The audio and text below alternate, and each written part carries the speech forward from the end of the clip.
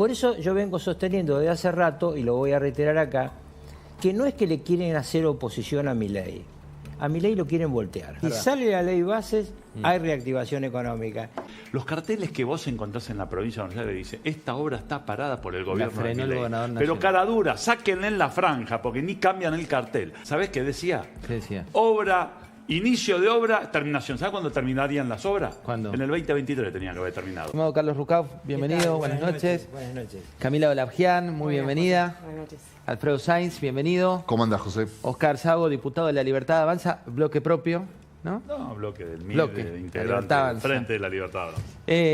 Hablábamos un poco de contexto. ¿Querías aportar algo de lo que decía de Irán allí Andrés Malamud?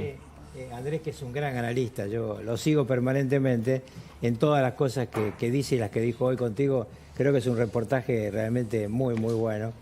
Pero hay algo que se está escapando de este tema de Irán, es que Raisi apareció hace 3 meses con la intención de suplantar al ayatolá Khamenei.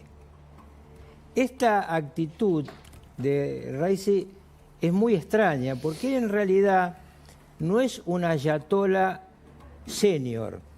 Inclusive en la campaña interna para elegir presidente, en Irán no podés ser presidente si no pasás por la Guardia Revolucionaria y por el Consejo de Expertos. Es decir, no podés ser candidato a presidente en Irán si no te aprueban los religiosos. Como decía Malamud, el jefe ahí es Khamenei, pero Khamenei tiene 86 años, está enfermo y muchos dicen que se ha desatado la pelea por la sucesión. Casualmente, Raisi va a la frontera con Azerbaiyán y su helicóptero se cae. Eran 3 helicópteros que llegaron, el suyo se 2. cae.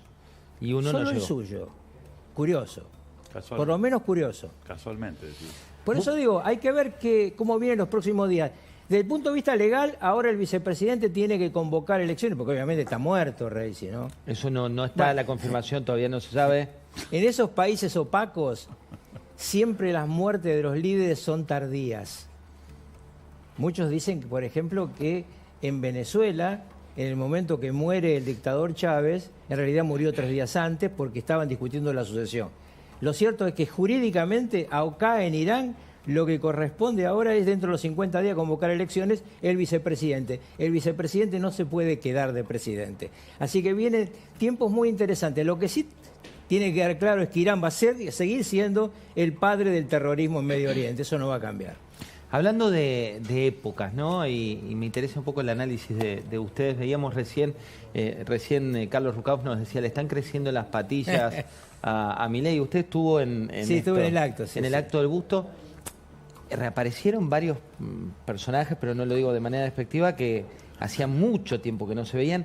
¿Qué significa esto? Primero, muy importante que sepan todos que las invitaciones las decidió la hija del expresidente Menem. Zulemita Menem. Si no fue una decisión de ceremonial de la Casa de Gobierno, el presidente le dejó que los invitados los elija ella. De hecho, había ahí algunos viejitos, el presidente se acercó a una viejita y le preguntó, ¿y usted quién es? Era una trabajadora que se había jubilado en la Casa de Gobierno, pero había estado muy cerca del presidente Menem.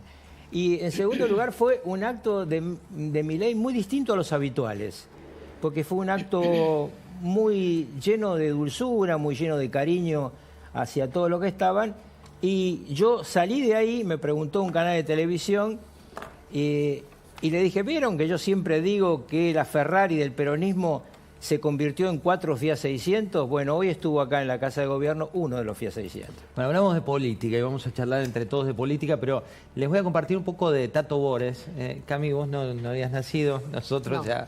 ya estábamos ahí, pero Tato Bores decía esto que perfectamente puede ser algo de época. Ahora, Cami, miremoslo, dale. Ese argumento no es correcto porque es lógico. Ahí tuve que agarrarme la peluca porque sentí que se me volaba. Digo, fíjate una cosa. Si es correcto, es lógico, no, Tato. En política la lógica no corre. Mire, lógico sería que tuviéramos un país mejor. Lógico sería que los jubilados les devolvieran la guita que aportaron. Lógico sería que alguien explicara por qué algunos artículos aumentan. Lógico sería que los funcionarios funcionen. Y lógico sería que ciertos políticos y ciertos empresarios hicieran lo que muchas veces dicen que van a hacer. Pará, enloquecido. Vos me querés decir lo que yo quiero decir. Que Dualde puede renunciar renunciar, puede no renunciar o puede hacer las dos cosas al mismo tiempo.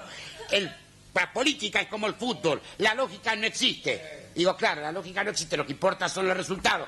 Eso, Tato, goles son amores y no buenas razones. Digo, claro, ahora comprendo por qué Bar Nuevo está poniendo pierna fuerte, por qué Alfonsín barre toda la cancha, por qué Adelina trata de sacarse la marca de encima, por qué Chupete de la Rúa sube para ver si puede cabecear. Y también comprendo las atajadas de Cavallo que vuela de palo a palo para evitar que le metan un dígito. Eso, Tato. Y además, quiere que le diga una cosa, Tato, no pierda de vista a Carlos Saúl, que juega con la camiseta número 5. A veces abre el juego para que jueguen todos, a veces esconde la pelota y a veces la manda a la tribuna. Me dijo José, yo te lo explico. ¿Cómo juega esta foto en esta película, Diego?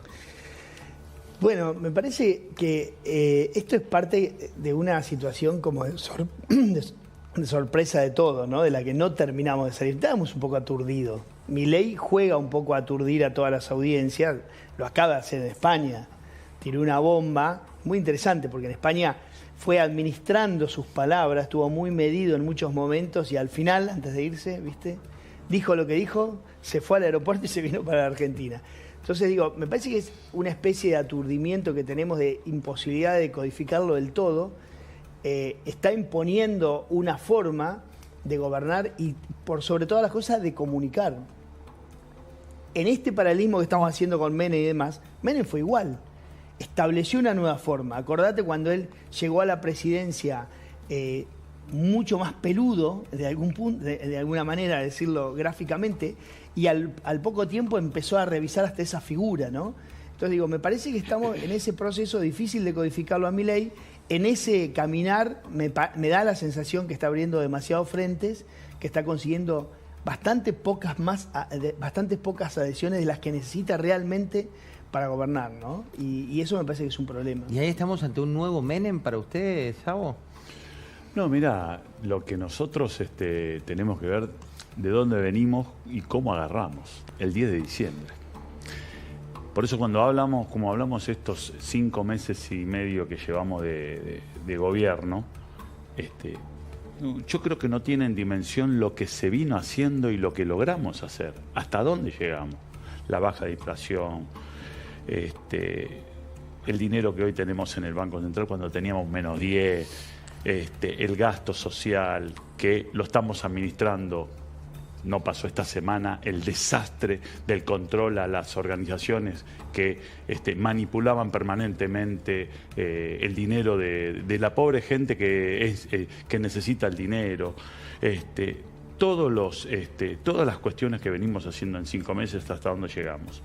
Y ahora, una ley trabada, que la trabajamos en enero, en febrero, que fue rebotada, que hoy la tenemos en el Senado. Esperemos que esta semana, si Dios quiere, esta semana próxima que entra, tengamos un dictamen para poder tener. El 25 de mayo se nos puede pasar, yo lo escuché al ministro hoy cuando lo entrevistaba, que podemos tener un 20 de junio, podemos tener un 9 de julio, me parece que es algo lógico, ya lo había dicho el presidente de la Nación, y me parece que estas son las cosas que tenemos que empezar a contar nosotros, desde dónde venimos cuando agarramos el 10 de diciembre y a dónde estamos. Seguramente que faltan, no muchas cosas para hacer, faltan muchísimas cosas que se van a venir, pero me parece que es muy injusto cuando se critica a un presidente que no estamos por el rumbo correcto, o que vamos mal, o que... ¿De dónde estábamos? El 10 de diciembre. ¿Ustedes se acuerdan el desastre que nos dejaron? Bueno, pero vamos a hablar de eso y quiero arrancar con tema judicial. Cami, contanos qué es lo que viene y por qué titulás esta nueva denuncia en Comodoro Pi si se abre otra mega causa. ¿A qué te referís? Porque hasta ahora en lo que se hizo foco esta semana, que es lo que mencionaba Sago recién, es la denuncia que comenzó con las llamadas al 134 focalizadas sobre extorsiones o amenazas que habrían hecho organizaciones sociales. La que más avanzada está hasta el momento es la que llega el fiscal Policita, que tiene concentrado 3 grupos de personas, uno del FOL, del Frente de Organizaciones en Lucha, otro del Polo Obrero y Barrios de Pie. Ahora, la semana pasada ingresó otra denuncia. Esta vez no está focalizada sobre las organizaciones sociales, sino sobre los sindicatos. Entonces la pregunta es si de ahí se van a desprender, hay por lo menos de las 6.500 que recopilaron sobre los gremios, sobre extorsiones que habrían hecho delegados de gremios. Son o todos personas- llamados, Son decís. todos llamados.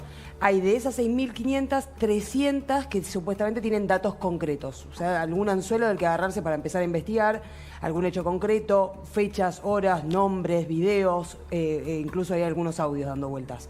Eso se lo tiene que poner a investigar la justicia para determinar si hay algún hilo del que empezar a sacar, digamos, como pasó en este caso con la denuncia que estamos viendo y que estuvo en boca de todos esta semana, pero en el caso de los sindicatos y de los gremios, que en ese caso lo que estuvimos viendo, digamos, de los hechos denunciados no tiene tanto que ver con yo no te doy el plan, porque no tienen acceso a eso, no es que te pueden decir yo no te doy el salario, sino que amenazas físicas, amedrentamiento en empresas, bloqueos en parques industriales, ese tipo de cosas se dieron en 2 fechas claves, 24 de enero y 9 de mayo, es decir, en las fechas de los paros generales. Hay que ver si la justicia avanza también sobre eso o si se queda más sobre algunas organizaciones. Porque por ahora denuncias fuertes sobre Movimiento Evita no tenemos tampoco. Hay cortes ahí hechos sobre las llamadas donde se hace foco y las llamadas donde no tanto, que también son objeto de cuestionamiento. Porque ¿por qué avanza tanto la del Polo Obrero y no avanzan algunas otras que son la mayoría del Movimiento Evita, por ejemplo? Todo esto está ya en Comodoro Pilla, ni siquiera está en manos del gobierno. Bueno, ahí hay un punto y también, Carlos, corríjame, me acuerdo de la imagen, ¿te acordás de Patricia Bullrich en su momento, cuando era muy joven? Creo que era con Tiempo Nuevo, con Bernardo Neustadt, donde se planta Frente a Moyano. frente a Moyano y Moyano le dice...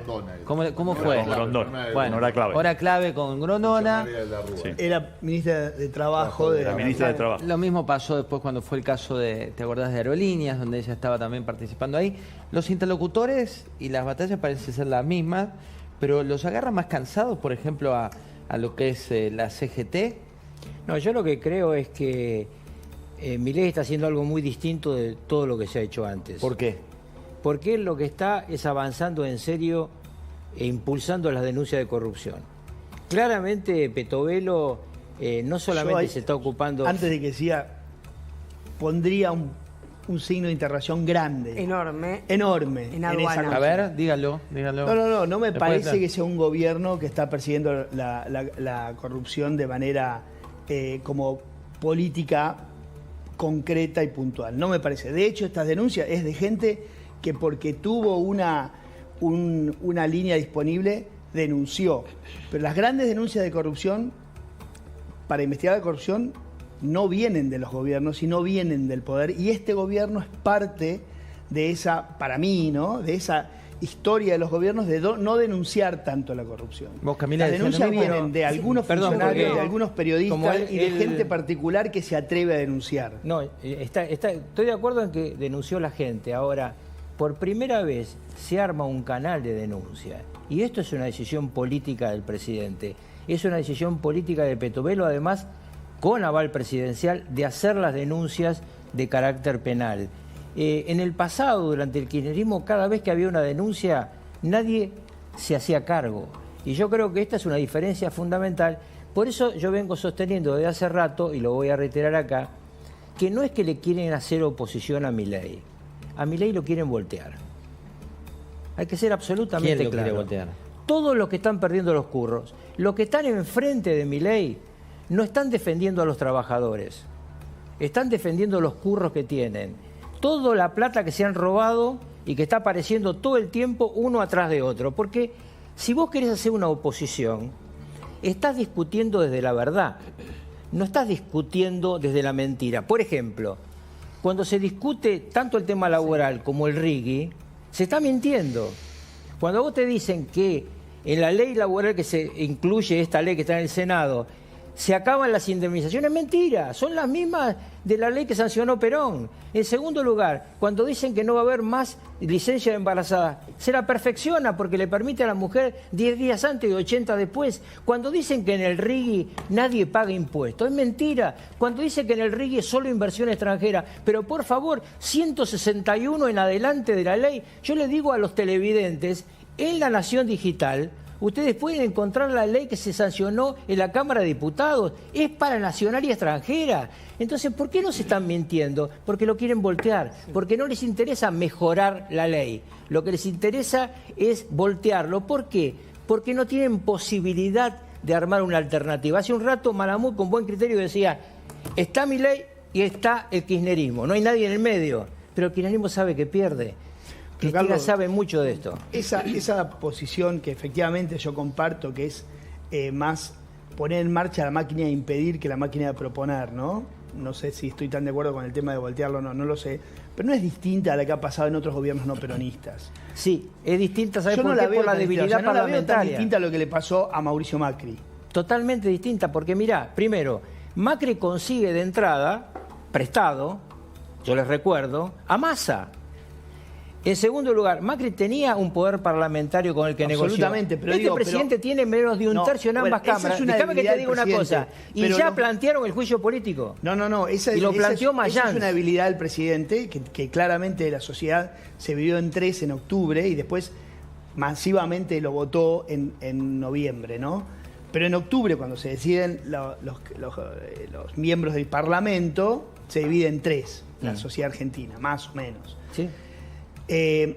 Ahora, y eso sí es una debilidad del presidente que lo hace un poco más vulnerable a este tipo de grupos de presión. Pero el accionar de los grupos de presión de ahora es exactamente igual que el que había en la época de Macri. Yo lo veo mucho más feroz y además te digo algo que recién dijo Malamud.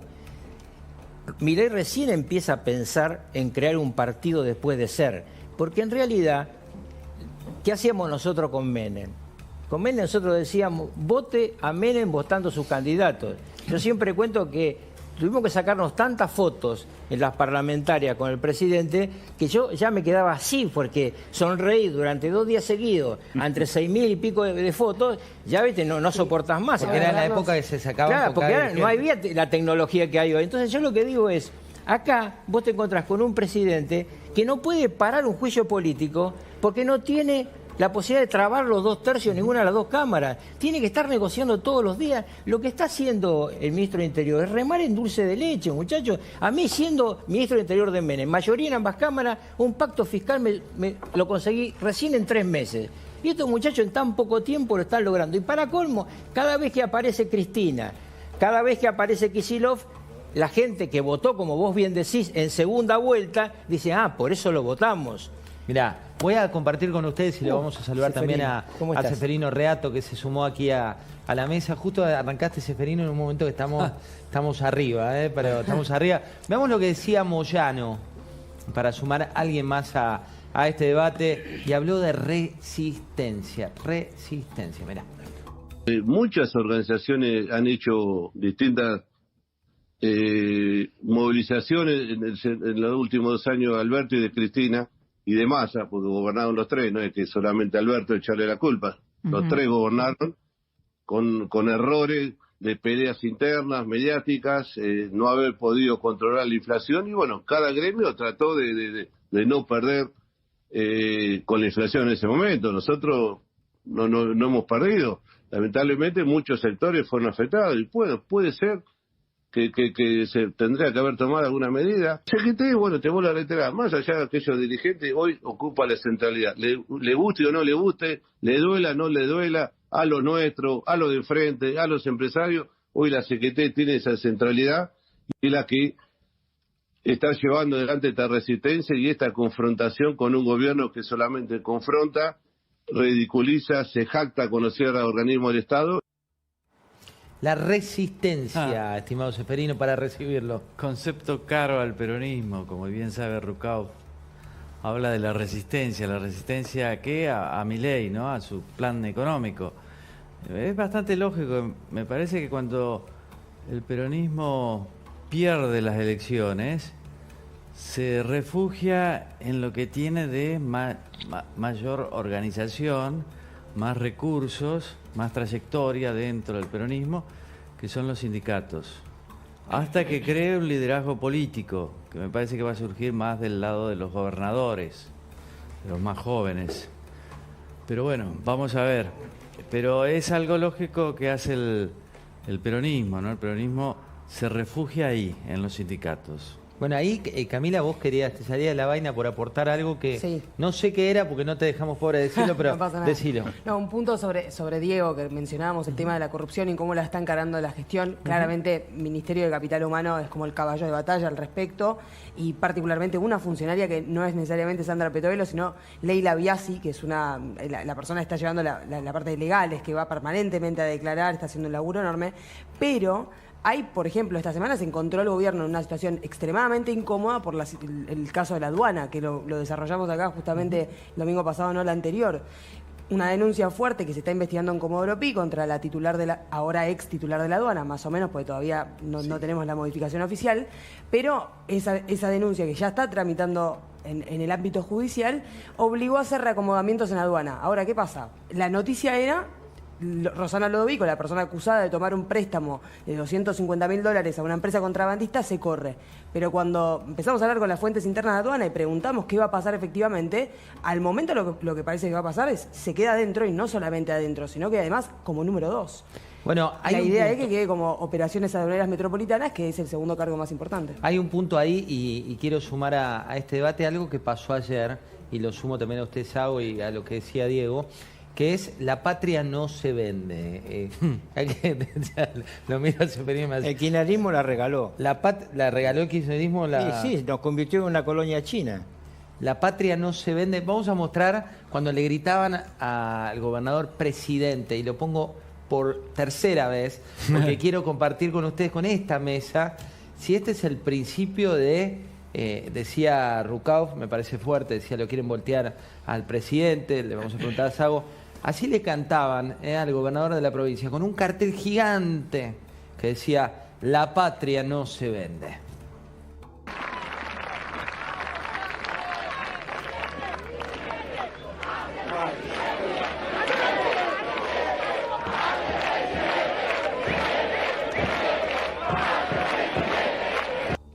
Le sumo una provincia de Buenos Aires que dice, me saco una foto con Puyaro para combatir la inseguridad, y va algún que otro patrullero por allí con esta foto.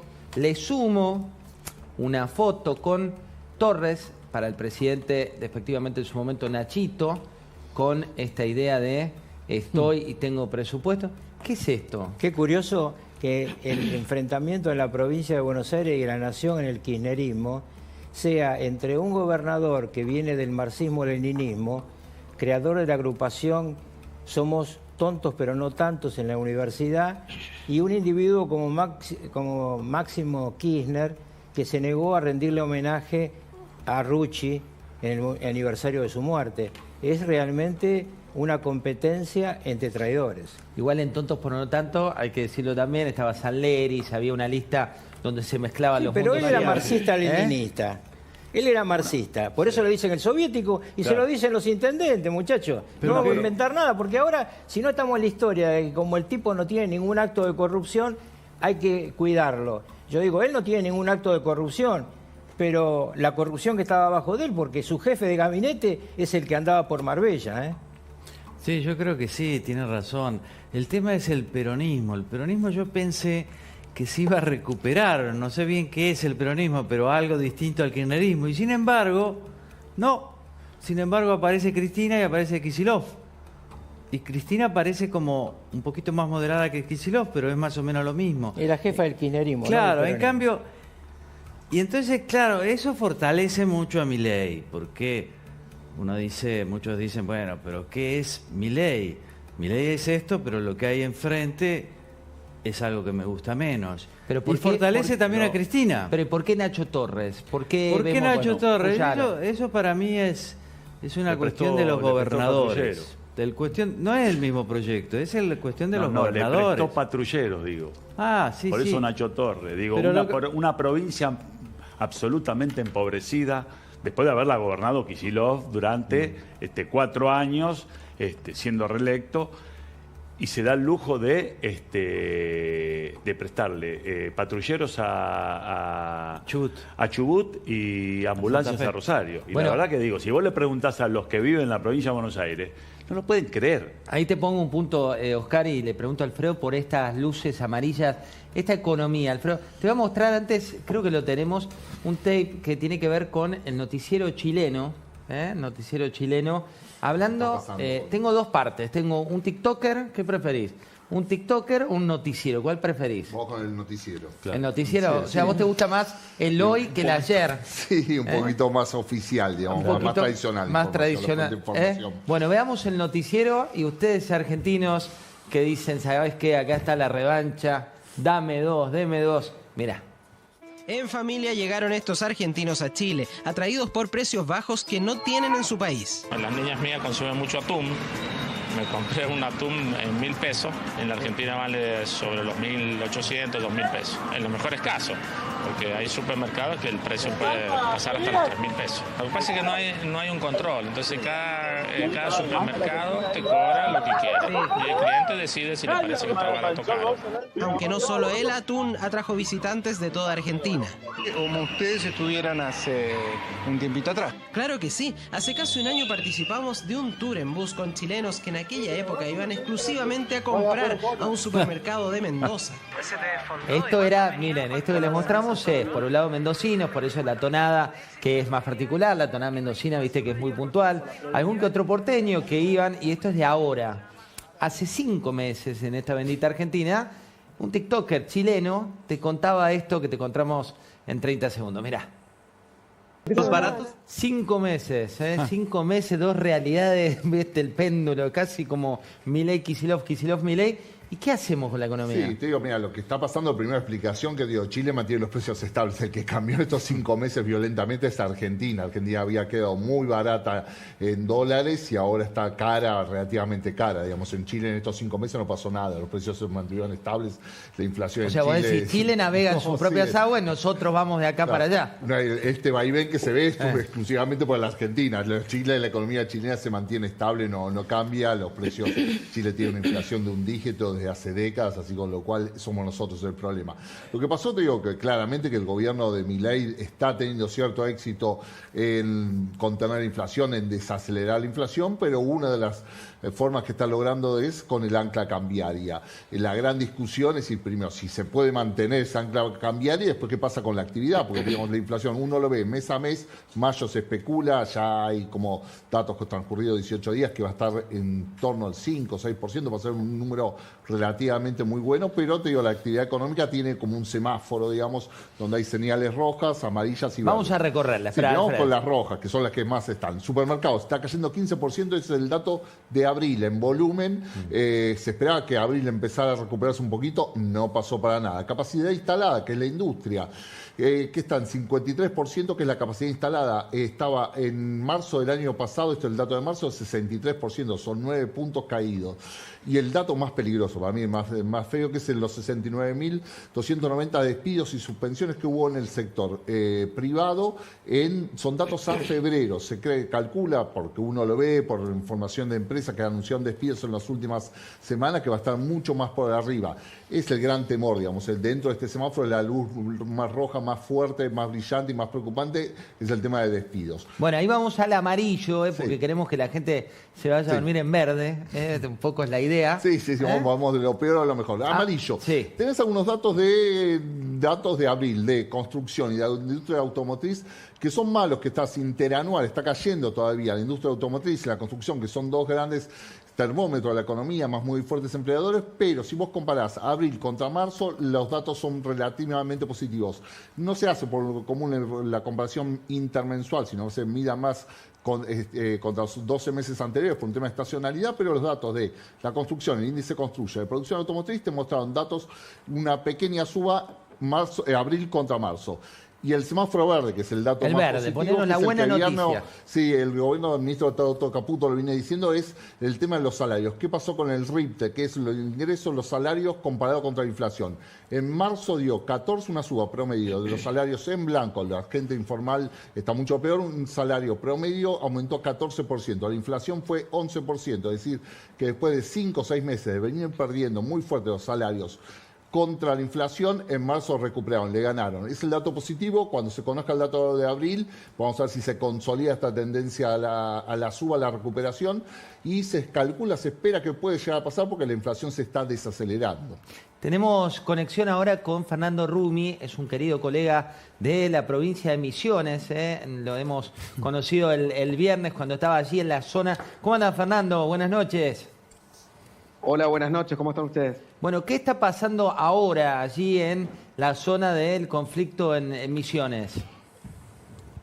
En este momento la campe continúa. Permitime que dé vuelta a la cámara y que les muestre cuál es la situación de tensa calma. De tensa calma. Recién hace un instante se armó una corrida porque por la esquina pasó un móvil de la Policía Federal y automáticamente la gente que estaba instalada en sus carpas, hay varios lugares donde se está cocinando, se alborotaron y fueron corriendo para cada una de las barricadas que están formadas por móviles policiales y cubiertas que se fueron quemando durante el día y que impidían el paso de las fuerzas federales que llegaron hasta este lugar. Finalmente se desplegó un operativo con fuerzas federales que incluyó a la Gendarmería, la Prefectura Naval y a la Policía Federal Argentina en una cantidad pocas veces vista en nuestra pequeña provincia de uniformados, dispuestos. No parecía enfrentarse porque ciertamente estaban todos desarmados, pero fue una demostración de fuerza y ese fue el momento de mayor tensión, fue hoy a la mañana. Fernando, ¿qué implica esto para los habitantes? Digo, pues estamos hablando ni más ni menos que de la policía provincial, estamos hablando de una situación de autoacuartelamiento, por más que algunos de los manifestantes nos corrigieron el otro día que decían tiene más que ver con un reclamo que con un autoacuartelamiento. Digo, ¿qué significa esto? Significa que hay un reclamo real de los sectores de trabajadores estatales, porque a este reclamo que llamó la atención del país, porque son los uniformados, porque son los que son los responsables de darnos seguridad, son las personas que portan armas, se plegó igual de todas formas el reclamo de docentes y del sector de la salud, que en la provincia mantienen justamente reclamos salariales hace un tiempo. Así que en cuestión de seguridad no se vio, y es un poco la búsqueda de los organizadores de este reclamo, no se vio afectado el sistema de seguridad de la provincia de Misiones. Si bien es un importante número de efectivos activos que participan en la protesta, la seguridad de alguna manera está garantizada en la provincia. Lo que pasa es que de alguna manera lo que se siente es que muchos de los camaradas son parte de esta protesta, aunque no activa, aunque no viniendo a poner la cara en el lugar, con fuerza, si se quiere, por debajo de la mesa, porque saben que el beneficio de lograrse una buena paritaria va a ser para todos. Fernando, la última, se conformó un comité de crisis. ¿Cuántas posibilidades hay de una solución mañana? Está todo dado o muchas de las fichas puestas para que se llegue a una solución política, a un acuerdo en esa mesa salarial que felizmente se volvió a abrir hoy, cuando el propio jefe de la Policía de Misiones vino hasta esta dependencia, hasta este lugar, hasta el Comando Radioeléctrico, para encabezar una reunión. Fue a último momento, fue cuando ya todo estaba desplegado. ¿Qué se espera para mañana? Que finalmente las partes se acerquen posiciones. De a poco se fue dando esto. Fíjate que uno de los puntos primeros de la negociación fue de parte del jefe de la policía: devuélvanos la autobomba, aquella que está ahí y es parte de la protesta. Y bueno, entonces los negociadores dijeron, ok, pero saquen a la infantería de la Policía de Misiones, que había venido sí preparada con escudos lista para reprimir. Fueron momentos de mucha tensión y la negociación es así de cortita y va paso a paso. Por eso se extendió hoy por más de 10 horas y pasó a un cuarto intermedio hasta mañana al mediodía. Fernando Rumi, desde Misiones, siempre en el lugar de los hechos, las imágenes son en vivo ahora a la noche. Te agradecemos infinitamente tu aporte. Fernando, gracias. Un gusto, buenas noches. Hablamos de futuro en esta bendita Argentina. Si tenés que ponerle un título, Seferino. Al futuro de la Argentina. Simple. Incierto, estamos en pleno desarrollo. Vamos a ver a dónde conduce eso. Me gustó mucho la frase de Eduardo Eurnequian el otro día cuando le preguntan sobre el gobierno de Milei. no la vamos a repetir ahora, pero el concepto es, hay que dedicarse a gobernar.